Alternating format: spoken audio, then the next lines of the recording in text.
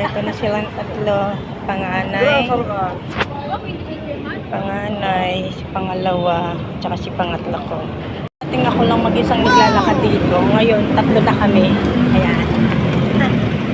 Yung panganay ko doon yun sa Tikling. Doon ang way niya sa Taytay. Kami dito. Ayun pa.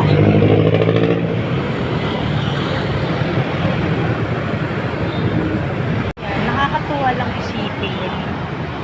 Yung dating mga anak ko, akay-akay ko lang. Yung buntis ako nun sa pangatlo ko. Tapos yung panganay ko nun ay ikaw mga 4 years old, 3 years old. Tapos yung pangalawa ko nasa 2 years old. Basta halos magkasunuran lang yung dalawa eh. Panganay tsaka yung pangalawa. So, akay-akay sila habang namamalengke. Ngayon, ang lalaki na nila. Ayan. Happy birthday po sa ating lahat. Hello, hello!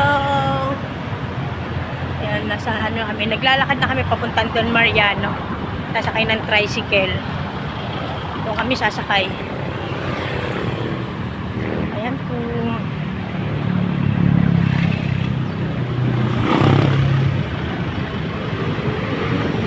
Dawi po.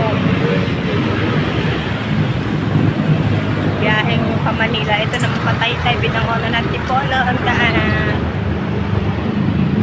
See you later mga kalangga. Bye.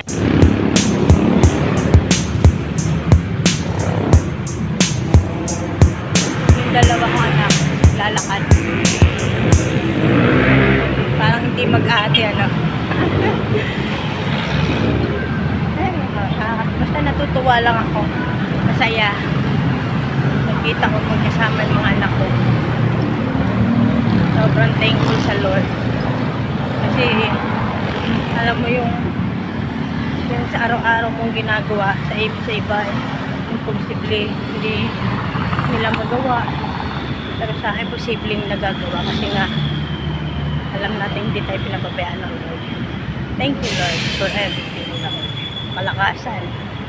Salamat po.